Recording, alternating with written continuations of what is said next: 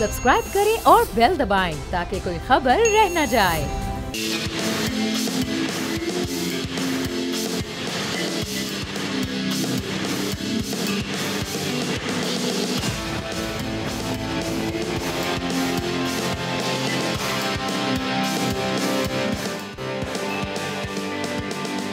Ladies and gentleman, we are back. अस्सलाम वालेकुम, खुशामदीद। आप देख रहे हैं खेल का जुनून पीएसएल स्पेशल, क्योंकि ये है जंग, जज्बा और जीत। और जंग वही जीती जाती exactly. है जो जज्बे से लड़ी जाती हो। एक जंग इस वक्त मैदान में जारी, लेकिन उससे पहले जो हो चुका है, I mean absolute fairy tale, absolute जबरदस्त। पूरी दुनिया को बता दिया कि छेड़ोगे तो छोड़ेंगे नहीं। इसी के साथ अपने प्रोग्राम का आगाज करते हैं। We missed you a lot and I know you missed us as well. लेकिन सबसे पहले अपने पैनल के पास चलते हैं। तनवीर भाई और फवाद भाई हमारे साथ दोनों मौजूद हैं। तनवीर भाई, पहले क्वेश्चन ऑफ द डे और उसके बाद फिर जरा जज्बात आपके जानेंगे। Over to you now. PSL की तारीख में सबसे ज्यादा स्कोर किस टीम ने बनाया? A Karachi Kings, B Islamabad United, C Multan Sultan, D Quetta Gladiators. ठीक है, थैंक यू फवाद भाई। तनवीर भाई, एक तो आपने आज एक और सेरेमनी आज देखी होगी जिस तरह से खैराज तहसीन पेश किया गया है पाक फौज को, और जो कारनामा उन्होंने अंजाम दिया था। आई थिंक दो चीज़ें, एक तो पीएसएल का रिज्यूम होना, इन सारे सर्कमस्टांसेस में इतनी जल्दी सारी चीज़ों को रीप्लान करना और इसे रिज्यूम करना, और फिर जो जोश और वलवला और जो जज्बा आज हमने एक दफ़ा फिर से पाक फौज के लिए ग्राउंड में देखा, वो दीदनी था डेफिनेटली। देखें, आई थिंक सबसे पहली बात तो ये है कि हम सबको खुशी है कि जो जंग हमने जीती है वो सबकी बोलती हमने बहुत ही तबीयत से बंद कर दी। बड़े खुश हो रहे थे सारे, और उसमें तो जाहिर सी बात है एज अ पाकिस्तानी मैं, ये पूरी कौम बहुत ज़्यादा खुश है, और आज हमें ग्राउंड में नज़र भी आया। ठीक है, लेकिन पीएसएल जो आया वापस, वो भी खुशी हुई। लेकिन एक चीज़ क्रिकेट के हवाले से मुझे बहुत अजीब सी लगी और बहुत बुरी लगी कि यहाँ पे कहीं ना कहीं क्रिकेट बोर्ड को प्लेयर्स के बारे में कुछ ना कुछ सोचना पड़ेगा। जो ओवरसीज़ प्लेयर हमारे छोड़ के चले गए, ठीक है ना, जो हमारे जो फॉरेनर प्लेयर्स आए हुए थे जिनको यहाँ आना चाहिए था, वो छोड़ के चले गए। ये नहीं होना चाहिए। वो दूसरी लीग में, वो आईपीएल खेलने चले गए। ये चीज़ें, ये मुझे बड़ा दुख हुआ कि ये चीज़ें नहीं होनी चाहिए। एक तरफ हम खुशी मना रहे हैं बहुत ज़बरदस्त किस्म की, दूसरी तरफ ग्राउंड के अंदर ये जो चीज़ें हुई प्लेयर्स की, जो प्लेयर्स हमें छोड़ के चले गए, ठीक है, मैं ये समझता हूँ कि फ्रेंचाइजी से ये मेरा सवाल है, या क्रिकेट बोर्ड से मेरा ये सवाल है कि जब इनसे कॉन्ट्रैक्ट हुए थे, क्या इन्होंने वायलेशन नहीं की कॉन्ट्रैक्ट की? बिल्कुल। ये कोई लीग ख़त्म तो नहीं होगी थी कि आप यहाँ से छोड़ के वहाँ चले गए। लीग बीच में रुकी थी, ठीक है, 8-10 दिन के लिए। उसके बाद दोबारा से लीग स्टार्ट हो गई, और वो 3 प्लेयर जो हैं वो छोड़ के वहाँ चले गए। तो कहीं ना कहीं क्रिकेट बोर्ड को इस चीज़ के ऊपर स्टैंड लेना पड़ेगा कि फॉरेनर प्लेयर्स ये किस किस्म की हरकतें कर रहे हैं। या तो कुछ ऐसा होता है ना कि वो कोई भी इंटरनेशनल प्लेयर किसी भी रिजर्वेशन की वजह से उस सिनेरियो में छोड़ता है, जैसे मिचेल स्टार्क ने किया। देखिए, अगर हम आईपीएल की बात करते हैं ना, वहां से जो प्लेयर गए वो कुछ आए नहीं, कुछ आए तो वहीं गए सीधे। हमारे कुछ आए हैं और कुछ छोड़ के वहां चले गए, और उसके अलावा जो प्लेयर्स कुछ आए, नए प्लेयर्स आए हैं, वो किसी लीग में नहीं थे, वो रेस्ट पे थे, ठीक है, उनको बुला लिया गया कि जी आप आ जाएं। ये हुआ है। तो हमें इन चीज़ों के ऊपर स्टैंड लेना पड़ेगा। जिस तरीके से अब हम हर चीज़ के ऊपर तगड़ा सा स्टैंड ले रहे हैं ना, तो हमें ये चीज़ें भी लेनी पड़ेंगी। बिल्कुल ठीक है। लेकिन उस पर फवाद भाई, बादल छाए मंडलाए जंग के, फिर जो कुछ हुआ पूरी दुनिया देखा। सबसे अच्छी बात यह है कि यही वो पिंडी स्टेडियम जिसके आसपास भी एक मजमूम हरकत करने की कोशिश की गई, बट उसी पिंडी स्टेडियम से लाउड एंड क्लियर वाज़े पैगाम दिया है पाकिस्तान ने पूरी दुनिया को कि we are a sports loving nation. हम पसंद लोग हैं, और जब हम पे कोई अग्रेशन होता है उसका जवाब देना जानते हैं, और जवाब दे देते हैं तो फिर फतह मनाना भी जानते हैं। आउटस्टैंडिंग डे टुडे, बहुत ही शानदार और बहुत ही बड़ा दिन है हम पाकिस्तानियों के लिए। और फिर क्रिकेट मैदान पे आज जो देखा गया है, वो भी आप जो एक जोश था, जो वलवला था, उसकी जितनी भी तारीफ़ की जाए कम है। लेकिन मेरा सवाल जो है फैसल, वो है आईसीसी से। वो सवाल ये है कि मोइन अली जो थे उनको बैन किया गया, फ़लस्तीन के ऊपर उन्होंने बैन, उस्मान ख्वाजा को नहीं, वो तो बाद में हुआ, पहले मोइन अली हुए, उसके बाद उस्मान ख्वाजा हुए। तो भाई, अगर आईसीसी का चेयरमैन किसी मुल्क की फ़ौज को मुबारकबाद दे रहा है और उसको बता रहा है कि जी आप जंग में लड़ें और कामयाबी के लिए दुआएं कर रहा है, तो फिर ऐसी इंटरनेशनल क्रिकेट काउंसिल खिलाड़ियों के ऊपर जो पाबंदी लगाती थी, तो क्यों सारी दुनिया के क्रिकेट बोर्ड जो है खामोश हैं? कब तक इस तरह से खामोशी रहेगी? आपने नहीं, बात करी थी ना फवाद भाई, तो हम वो ट्वीट दिखा भी देते हैं जनाब। ये है वो ट्वीट और ये हैं आईसीसी के सदर हैं, ये बीसीसीआई के सदर नहीं है। वैसे तो ये बीसीसीआई के सदर तो क्या कोई मैनेजर लगने की भी अहल नहीं है, लेकिन क्या कहते हैं यार, बाप बड़ा ना भैया, सबसे बड़ा रुपया वाली बात है। ये इनका ट्वीट है, मुझे ज़रूरत भी नहीं है कहने की, एक तो झूठ, ऊपर से इतने बड़े ओहदे पर बराजमान होकर झूठ। सो अच्छा, इसको फिर अब देखिए, सिर्फ पाकिस्तान नहीं कह रहा, ऑस्ट्रेलियन सहाफ़ी हैं, उन्होंने इस पे कड़ी तनकीद भी की है और कहा, उन्होंने सवाल उठाया है। ख़ास तौर पे उन्होंने उस्मान ख्वाजा का नाम लिया है। मैल्कम कॉन ने जो है कहा है कि उस्मान ख्वाजा इज़ बैंड, लेकिन आईसीसी चेयरमैन जो हैं वो खुद कर रहे हैं। और आखिर में जो staggering hypocrisy, there you go Fawad भाई। जो मेरा सवाल ये है कि आप ज़रूर अपने मुल्क से मोहब्बत या करते होंगे, आप जब कुछ कुर्सियों पे बैठते हैं तो आपको पता होता है तकाज़े होते कि या तो आप उस कुर्सी पे बैठे नहीं, यही चीज़ है कि बोने जब बड़ी कुर्सियों में बैठते हैं तो कुर्सियां भी छोटी हो जाती हैं और अपनी वक़्त छोड़ देती हैं। वो शायद कहते हैं ना कि डैश जब उरूज पाते हैं, अपनी औकात भूल जाते हैं। एक और भी यहाँ से पॉइंट रेज होता है, वो ये कि फवाद भाई जो अपने आप को एक ट्वीट करने से नहीं रोक सकते, उनकी बायसनेस को आप कैसे नहीं, ये रोकेंगे? ट्वीट नहीं, ये एरोगेंस है। और यही एरोगेंस ने इंडिया के साथ किया जो उनका क्रिकेट बोर्ड कर रहा था कि हम चला सकते हैं, हम सब कुछ कर सकते हैं। वही एरोगेंस उनकी गवर्नमेंट ने दिखाई जो मुंह की खाई। ये एरोगेंस आपके अंदर आती है। अभी क्या आ रही है कि जी उस मुल्क ने सपोर्ट किया, हम नहीं जाएंगे। क्या ये पूरी दुनिया की इकॉनमी चलाते हैं? ठीक है, अगर इतनी हिम्मत है तो क्या अमेरिका नहीं जाएंगे, वीजा ही नहीं लगवाएंगे? अगर इतने बड़े हैं तो बोले ना। बात सारी ये है कि आपके अंदर जो एरोगेंस आती है तो फिर आप ऐसे ही रुसवा होते हैं। तन्वीर भाई, आप कुछ कहना चाहेंगे इस पर? देखिए, जब जय शाह कुछ नहीं थे ना, उस टाइम भी सब कुछ थे। हाँ ठीक है, बीसीसीआई का सेक्रेटरी सब कुछ है, बीसीसीआई के जितने भी लोग हैं वो आईसीसी हैं, अब तो वो चेयरमैन है। अच्छा, मेरा सवाल ये है कि ये आईसीसी का एक इदारा है, उसका चेयरमैन है ये, वो इदारा किसके अंडर में आता है? डिफेक्टो पैसे के अंडर जो कि बीसीसीआई देता है। ठीक है ना, तो बात ये है कि ये जो उसने बात की है, ये तो अब सब क्रिकेट बोर्ड को इकट्ठा होना चाहिए ना। यस, होना चाहिए। ठीक है, उस वक्त क्रिकेट बोर्ड कब कहाँ पे थे जब हम ये बोल बोल के थक गए थे कि इंडिया सिर्फ दुबई में खेल रहा है, दुबई में खेल रहा है, दुबई में खेल रहा है, वहां आवाज नहीं निकली किसी की।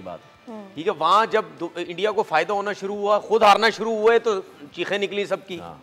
तो अभी भी बोलो ना, लेकिन नहीं बोलेंगे क्योंकि वो इस वजह से कर रहा है या वो इस वजह से उसमें इतनी हिम्मत आई है, उसको पता है कि मेरे पास पैसा बहुत है, मैं सबको नचा सकता हूँ इस पैसे से। सबसे पहले तो हमारी नालायकी है ना, और वो नचा रहा पैसों से। ने क्यों नहीं बोला? ठीक है, नहीं, बात यही है ना, बोले ना, सारे बोले, सिर्फ पाकिस्तान क्रिकेट बोर्ड का काम नहीं है, सब क्रिकेट बोर्ड का काम है कि भाई आप आईसीसी के चेयरमैन हैं, आप कैसे बैठ के, आप जिस मुल्क से ताल्लुक रखते हैं, आप उस फौज की आप जो है वो बड़ी तारीफें कर रहे हैं। और अभी इंसिडेंट पाकिस्तान फौज का हुआ भी, उसके बावजूद आप ये इस किस्म की हरकतें कर रहे हैं, तो इन चीज से सब अंदाजा आप लगा लें। हमारा मौका था ना, पहला मौका तो हमारा था। ऑस्ट्रेलियन जर्नलिस्ट कह रहे हैं, वो तो बोलते भाई हमने ये अपॉर्चुनिटी क्यों मिस कर दी?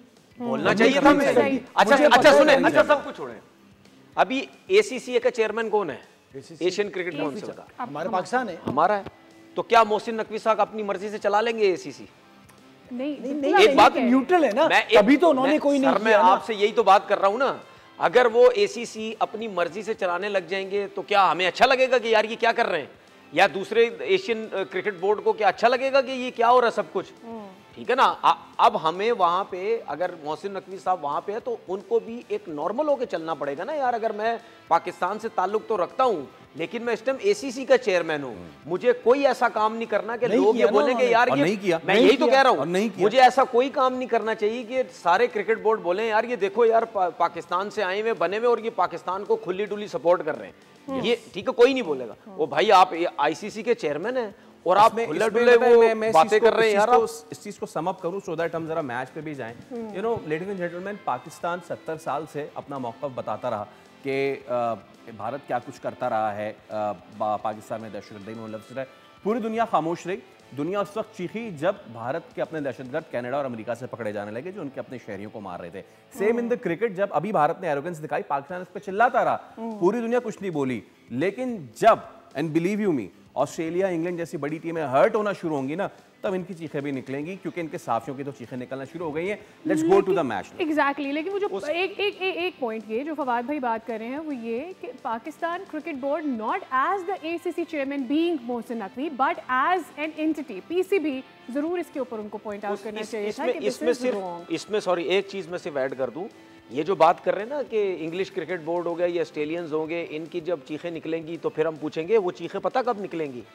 अब स्टार्क नहीं जा रहा ना जी, अगली दफा जब उसको बैन किया ना इन्होंने, या इसी तरह ही और प्लेयर्स को बैन किया इन्होंने, ठीक है, फिर मैं देखता हूँ इनकी कैसे चीखें निकलती हैं। ये फिर बोलेंगे उस वक्त, यार ये कौन सा तरीकेकार है, अगर प्लेयर किसी वजह से नहीं आ रहा या छोड़ के जा रहा है, ये कौन सा तरीकेकार है कि बैन कर रहे हो।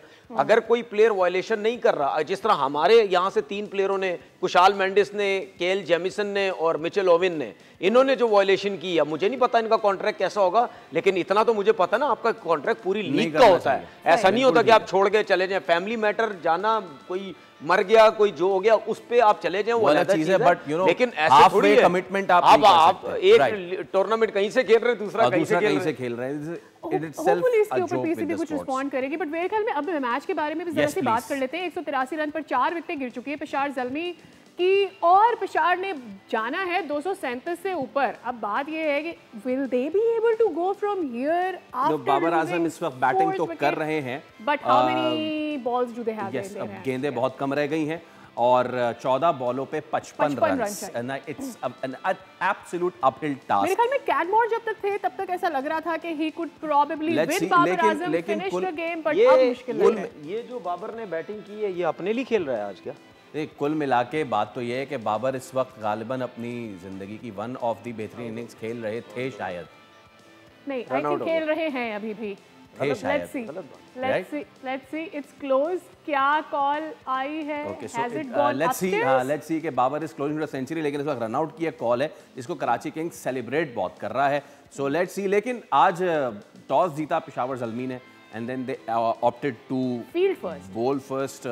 ये पिंडी की पिच जो है ये यकसर मुख्तलिफ हो गई आज तो, and I guess yes it's curtains for Babar Azam, और वो अब 93-94 रन पे आउट हो गए हैं।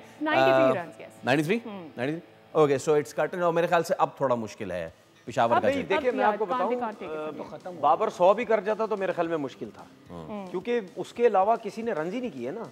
अगर वो 100 भी कर जाता तो कोई नहीं था, उसने और साइम अयूब ने रन किए। बट तनवीर, आपको लगता है कि साइम अगेन आज 50 करके वो आउट हुए? बैट्समैन ऑफ अभी भी उन्होंने पैड पहने हुए उतारे नहीं है, पता नहीं क्यों। बैट्समैन ऑफ कैलिबर, अब वक्त आ गया कि साइम मैच आगे तक लेकर जाए। देखिए यही चीजें समझने की जरूरत है। साइम ने देखें, जब ये टूर्नामेंट स्टार्ट हुआ, पहले मैच में रन किया, उसके बाद कुछ नहीं किया, फिर ब्रेक के बाद लगता है ब्रेक के बाद ही इसी मैच में किया, उसके बाद पता नहीं करता नहीं करता है। ठीक है, बात ये है कि यही तो समझने की जरूरत है यार, आपको सिचुएशन समझनी है। ठीक है, अब हम जिस तरह बार बार पूरे टूर्नामेंट में यही बात कर रहे थे कि भाई पेशावर ज़ल्मी के बाद 2 ही प्लेयर ऐसे हैं जो चल गए तो इनका कुछ ना कुछ बन जाना, जो हम साइम की बात करते थे या बाबर की बात करते थे। आज इन दोनों ने रन्स किए, आप देखिए रन्स कहाँ पे जाके ऑलमोस्ट, अगर कोई दूसरा प्लेयर अच्छा होता या साइम अयूब बाबर के साथ थोड़ा और खेल जाता, शायद ये रन भी चेज हो जाने थे। और ये कराची की 3 बड़ी इनिंग्स देखिए, सिचुएशन ना आपको समझने की जरूरत है। जो साइम ने उस वक्त शॉट खेला था, वो शॉट खेलने की जरूरत नहीं थी। तकरीबन 10 ओवर में 100 रन हो चुके थे। अब साइम अयूब बाबर के साथ और 5 ओवर खेल जाता, ठीक है, तो रन हो सकते थे, अच्छा टोटल होता। थोड़ा सा मैं पेशावर ज़ल्मी की बॉलिंग की तरफ मैं जरा जाता हूँ। यार आप कहते हैं दानियाल, अहमद दानियाल पाकिस्तान के ला दो। ये अहमद दानियाल जो मैं बोलता ना लाहौर कलंदर, वही आकिब जावेद साहब हेड कोच थे, तो इसको लेके आगे जिम्बाब्वे के टूर पे खिला दिया। कोई परफॉर्मेंसेस नहीं है इनकी, ना डोमेस्टिक क्रिकेट की ना कुछ। उसके बाद अभी हम जो T20 की टीम बनाई थी, मैंने और फवाद भाई ने, जो हमारी T20 की टीम बन रही है, उसमें मैंने हुसैन तलत का नाम डाला हुआ है। हुसैन तलत साहब, आपको मैं मैसेज ये दे दूं, मैंने नाम आपका इस वजह से डाला है, या और लोग शायद आपको इस वजह से भी सपोर्ट कर रहे होंगे कि हम चाहते हैं कि यार आप as a allrounder Pakistan team के अंदर है, उनके पास मौका है, ठीक है, और आपके पास मौका है। नहीं, कभी भी नहीं लूंगा, नहीं कभी भी नहीं। मैं ये समझता हूं कि पाकिस्तान की डोमेस्टिक के अंदर 2 ऐसे प्लेयर हैं जो बैटिंग बॉलिंग कर सकते हैं, आमिर जमाल है और हुसैन तलत है। तो भाई T20 क्रिकेट के अंदर आप जैसे प्लेयर की पाकिस्तान टीम को जरूरत है। तो अगर आपके पास इतना बड़ा प्लेटफॉर्म है और आप बॉलिंग इतनी गंदी तरीके से कर रहे हैं, प्लस अहमद दानियाल ने जिस तरह बॉलिंग की है, तो यार आप जो है ना वो बैटिंग, सिर्फ बैटिंग से पाकिस्तान टीम में नहीं आ सकते, आप एज ऑलराउंडर आएंगे। फील्डिंग स्टैंडर्ड भी आपका इतना बुरा, आपने कैच छोड़ दिया। तो जब आपको इतना अच्छा प्लेटफॉर्म मिला हुआ है तो हम मैं ये नहीं कहता ना, और कोई समझता होगा कि भाई हुसैन तल्ला साहब आप हमें 5 आउट करके दे दो, आप हमें 6 आउट करके दे दो, या वो नहीं, आप बेशक अच्छी बॉलिंग करके दे दो, 1 आउट करके दे दो, चैनल बॉलिंग करो। घास देखे, जो पिच के ऊपर आज घास थी, जो बाबर ने टॉस जीता, वो घास आपको पूरा सेंटर नजर आ रही थी। कितनी दफा इन बॉलर्स ने, इंक्लूडिंग मैं अली रजा की बात करूं, उस गुड लेंथ पे इन्होंने बॉलिंग की है। लूक वुड के, अच्छा, सिवाय मुंह पे बॉल, पीछे बॉल, स्लो वन। जरा कवर कर लीजिएगा कि आज टॉस विन करके बाबर फील्ड की तरफ गया, के आपने गलती वहां पर कर दी। टॉस जीत के मौसम चेंज हो गया है, ये कोई 41 डिग्री सेंटीग्रेड था इस्लामाबाद, पिच तो बेक हो गया होगा पूरा पूरा। आपने बारी करनी चाहिए थी। हेड कोच कौन है पेशावर ज़ल्मी का? इंजी भाई, और जो क्या कर रहे हैं, बनने वाले हैं, जो कुछ बनने वाले, जो भी सबने पूरी टीम ने गलती तो नहीं, देखे ना, आपसे गलती हुई। वही कमेंटेटर भी बाद में कह रहे थे भाई ये टॉस जीत के क्या कर लिया है। ठीक है कि मौसम चेंज हो गया, ये वो 7-8 दिन पहले बारिशों वाला माहौल नहीं है, ठीक है, वो आपसे ब्लंडर हुआ। फिर इतने रन हो गए, इतने रन के बाद आप बैटर पे तो बात ही ना करें बॉस। 240 चेज करने के लिए आपने ऐसे ही चलाना होता है, इसमें ऐसा ही होता है। पहली बात तो आपने इतने रन खा ली, उसके बाद उनका सबसे बड़ा ड्रॉबैक ये हुआ कि वो जो फास्ट बॉलर वेस्ट इंडीज के थे, जोसेफ है ना, अलजारी, वो नहीं थे। तो बड़ा फर्क पड़ जाता है यार, एक आध बॉलर आपका नहीं आया है नया आपने, और फिर आरिफ याकूब जिस तरह बॉल की हो तो बचत हो गई, लेकिन पैरों पे मार रहे थे। तो आपकी बॉलिंग जब नहीं होगी तो मार पड़ेगी। देखिए बाकी ने भी की। हाँ तनवीर भाई वापस आते हैं, हमें ब्रेक की तरफ जाना है guys, we have to take a short break. वापस आते हैं तो जरा बात करते हैं कि मसला कप्तानी में था, मसला विकेट में था, हुआ कि आज इतना लंबा टोटल कैसे सेट करा लिया।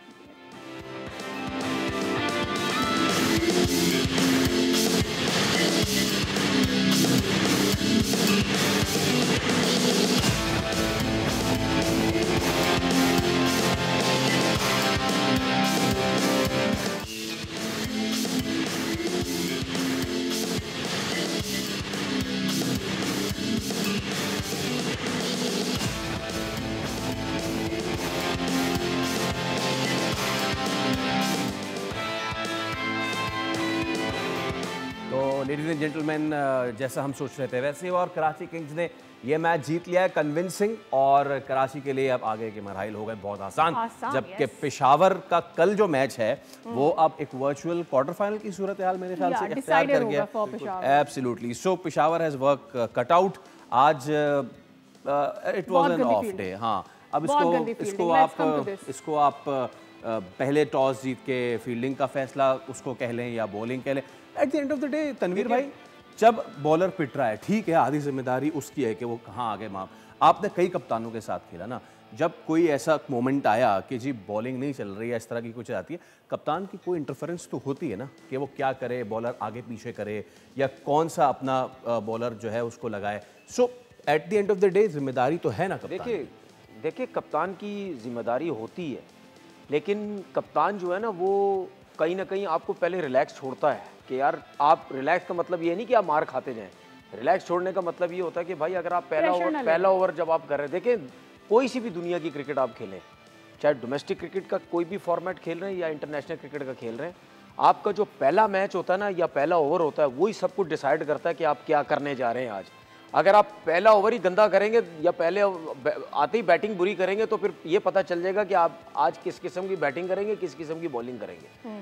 तो जब आपकी मर्जी की फील्ड दी जाती है ना तो फिर आपका काम है कि उस जगह पे बॉल की जाए। मैं ये नहीं कहता कि यार हमने भी T20 खेली है, मुझे भी पता जब मार लगना शुरू हो, मुझे भी 2-2 3-3 छक्के लगे हुए, ऐसा नहीं है। आपको उस टाइम समझ नहीं आती कि क्या बॉल करने आए हैं तो क्या बॉल करेंगे, अच्छा होगा कभी अच्छा। लेकिन बात ये है कि कम से कम एक ओवर में अगर आप होगे ना, अब आप हर ओवर में अगर इस तरीके से 2-2 3-3 छक्के 2-2 3-3 चौके खा रहे हैं तो इसका मतलब है कि कुछ प्रॉब्लम है। आपकी ना कमर लग रही है, ना फिटनेस लेवल आपका अच्छा है, कोई ना कोई ऐसी जो है वो रीज़न है।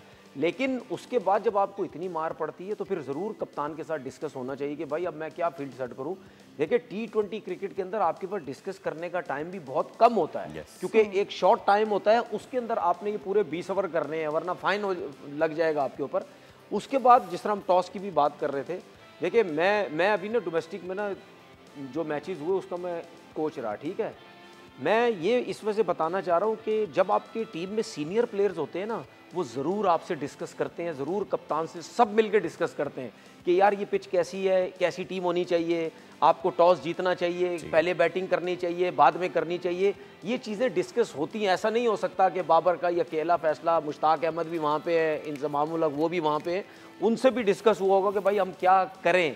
क्योंकि मुझे तो ये चीज़ें समझ आती हैं ना, पिंडी के मैच में ये लोग वही पुरानी थ्योरी लेके चल रहे हैं जो पहले लास्ट ईयर थी कि जी टॉस जीतो, फील्डिंग करो, चेस करो, 200 रन हो जाएंगे, चेस कर लेंगे, सब कुछ होगा। ये वही थ्योरी लेके सारे जो है ना वो चल रहे हैं, ठीक है ना। तो बार बार उस पर नहीं होता। देखिए बात ये है कि हम कराची किंग्स की जो बैटिंग है वो बहुत वीक है, 2-3 प्लेयर पे टीम चल रही है। अगर हम बॉलिंग की बात करते हैं, मैं आपको बता रहा हूँ, अगर ये इन्होंने 235 किया होता चेस करवा देते इन्होंने करवा देने थे चेस, क्योंकि इनकी बॉलिंग वो उस लेवल की नहीं है, स्पिनर इतने अच्छे नहीं हैं। अगर सुफियान मुकीम की 1-2 मैचेस में मार लग गई है तो वो सुफियान मुकीम आपको कंटिन्यू खेलता हुआ नजर नहीं आएगा। इनकी तरफ से ब्रेक मिल रहा है, कभी 1-2 मैच खेल रहा है, कभी एक रेस्ट कर रहा है। भाई मैं बार बार बोलता हूँ कि यार जो लड़का पाकिस्तान टीम में सेलेक्ट होना है, जिसका फ्यूचर है, अगर वो ड्रॉप हो रहा है तो फिर क्यों ड्रॉप हो रहा है? उसको तो ड्रॉप नहीं होना चाहिए। इस तरह तो आप सुफियान मुकीम का जो कॉन्फिडेंस भी है आप खराब कर रहे हैं, ठीक है। वो जो क्या वो लेफ्ट आर्म स्पिनर का नाम बार बार भूल जाता हूँ, वो पेशावर की तरफ से जो है लेफ्ट आर्म स्पिनर जो है, ठीक है ना, वो जो है वो भी इनके पास है, वो भी इनको ये लोग नहीं खिलाते। इवन मास सफदर को भी आज कर सकते थे इंट्रोड्यूस, लेकिन चले फवाद भाई, the match is done now. Babar ने बड़ी अच्छी इनिंग्स खेली, but at the end of the day it ended in the losing cause. Peshawar कुछ पॉजिटिव्स लेके जा रहा होगा, स्पेशली बाबर की इनिंग्स कल के लिए, लेकिन कराची ने जो ब्रेक से पहले, यानी कि जो वॉर ब्रेक थी उससे पहले जो रेड हॉट फॉर्म में थे, again they have continued the thing. और मेरे ख्याल से अगर इस बार कराची नहीं जीता ना, तो ये कराची का अपने साथ ही जुल्म सितम होगा। ये देखिए अब बड़ा अच्छा चांस बन गया, लेकिन जो तनवीर बात कर रहे हैं ना, मैं बिल्कुल उस बात से अग्री करता हूँ कि बैटिंग 3-4 बैटर्स पे डिपेंड कर रही है। खुशकिस्मती ये है कि वो क्लिक कर रहे हैं। बीच में नियाजी भी एक बड़ी अच्छी इनिंग्स खेल गए, बट ओवरऑल जब बात फंस जाती है तो उधर उस तरह से वो डिलीवर नहीं कर पाते। बॉलिंग इनकी कमज़ोर ज़रूर है। फिर आज आपने देखा कि साइफर्ट का ना होने का भी बड़ा नुकसान उन्हें हुआ। तो अब लेट्स सी कि अब मैचेस करीब आते जा रहे होते हैं। अब आप क्वालिफायर अगर खेलने जा रहे हैं ओवरऑल तो आप 1-2 मैच अच्छे खेलते हैं, आप जीत जाएंगे। आपको लगता है इंटरेस्टिंग होता फवाद जा रहा है। भाई जिस सोच के साथ आमिर जमाल को लेकर आए होंगे, I mean he has not really delivered for them. Aamir देखिए, आमिर रेड बॉल में ऑस्ट्रेलिया में बड़ा अच्छा खेले थे। आमिर का प्रॉब्लम सारा ये है कि आमिर बीच में बॉल करने आते हैं, लेकिन जो गेंद करनी चाहिए जिस तरह से उनको, मुझे लगता है कि वो सेंस नहीं है। वो जब मार खा जाते हैं, वो ये नहीं आते कि वो बॉलें बचा पाएं। वो कमबैक ही नहीं कर पा रहे, पहले ओवर, दूसरे उनके ओवर, पास तीसरे अच्छा ओवर, स्लोअर ना बन runs है, ना contain अच्छा कर पा रहे हैं, वो ना यॉर्कर wicket उस ले तरह पा से रहे सदे हैं। Let's have a look in the points table now. Points table जो है अब वो इंटरेस्टिंग होता जा रहा है। प्रॉब्लम ये है पेशावर के साथ कि शुरू में इतना हार गए कि अब जो उन्होंने मुसलसल जीते और उसके बाद आज वो हारे, तो उसका फ़ायदा जो है ना उनको हो नहीं पा रहा है। There you go, Quetta is right there on the top. Karachi जो है वो दूसरे नंबर पे है इस वक्त। इस्लामाबाद और लाहौर जो है रिस्पेक्टेबली जो है वो अलमिया तीसरे तो चौथे नंबर पर है। इस्लामाबाद यूनाइटेड के साथ है actually, they were the table toppers basically. और इनका भी अभी देखो, 5 कंटिन्यूअस विन थे, उसके बाद जो उन्होंने वो वर्ड्स मैचेस मेरे हारे याद हैं, रखिएगा और शानदार। निकाल लीजिएगा अगर इस्लामाबाद बाहर हो गया। हमें याद है बिल्कुल जब याद मैंने है, बोला हमें था 5 मैचेस के बाद, ये 5 मैच अगर हार गए अगले, तो फिर उसके बाद जो है वो क्या लगातार होगा? 3 तो हार चुके थे वो। 3 तो वो हार चुके आमिर थे। जमाल की मैं बात ही करूं, देखें आमिर जमाल जिस टूर पे जब गया ना, वो कौन सा टूर था? ऑस्ट्रेलिया का जी।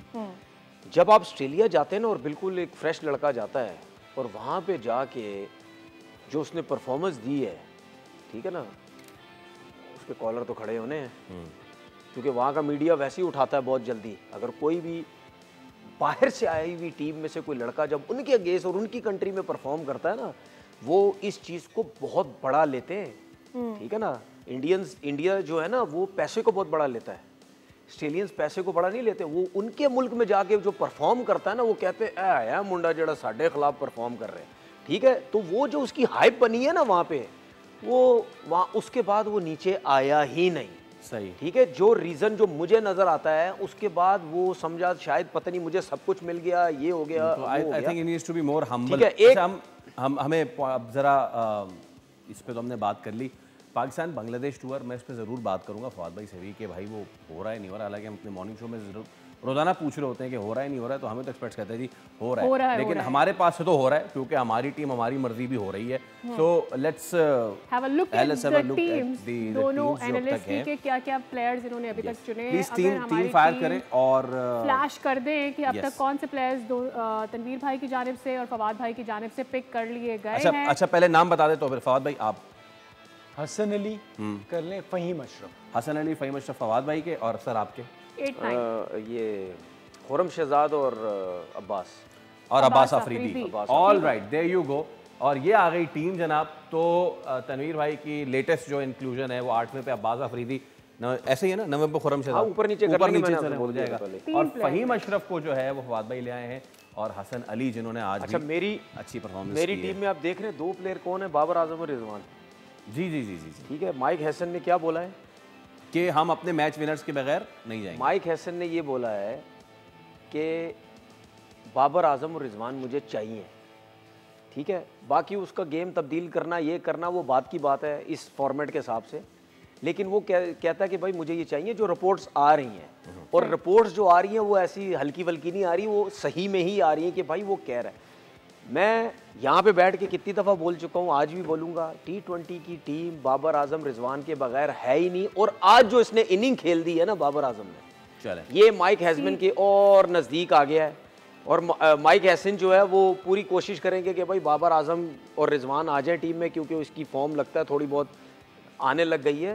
देखिए जिस तरह ये दोनों खेलते हैं, बाकी हमारे प्लेयर्स को बहुत टाइम लगेगा, उनको T20 क्रिकेट खेलने में, समझने में बहुत टाइम लगेगा। इसीलिए चाहे माइक हैसन कोच आए, चाहे मैं आऊँ, चाहे आप आए, चाहे ये आए, चाहे कोई भी आए, ठीक है, कोई भी आए, कोई भी आए, मैं नहीं आ रहा, कोई भी आए, वो सबसे पहले आगे देखेगा टीम को, पाकिस्तान टीम को, डोमेस्टिक में पाकिस्तान टीम को देखेगा और आगे पीछे नजर दौड़ाएगा। वो ये बोलेगा कि भाईजान मेनू ये 2 बंदे चाहिए, बाकी मैं टीम बना रही हूं। आखिरी ये कि जी मेहरान मुमताज का ये नाम भूल गए थे, मेहरान मुमताज, मेहरान मुमताज पेशावर ज़ल्मी टीम में अगले कल के होना चाहिए अगर पेशावर।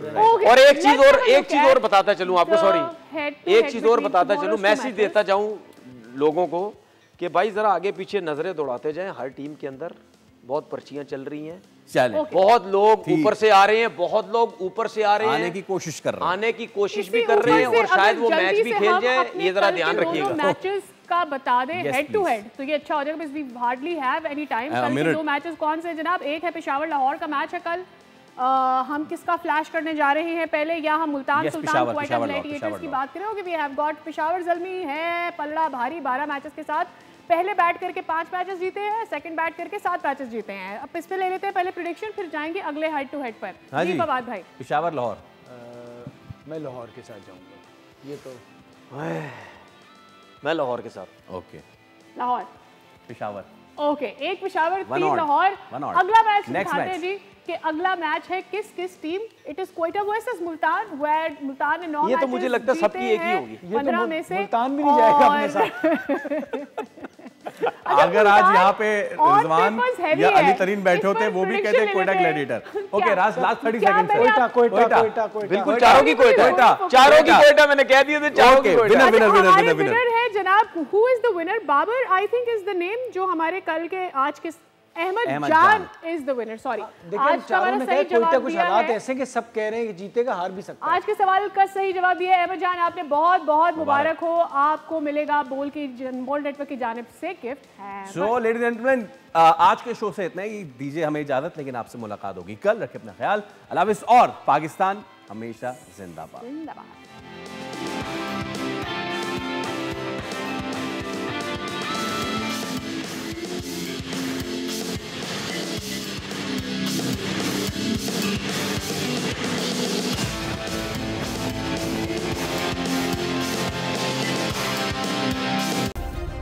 सब्सक्राइब करें और बेल दबाएं ताकि कोई खबर रह न जाए।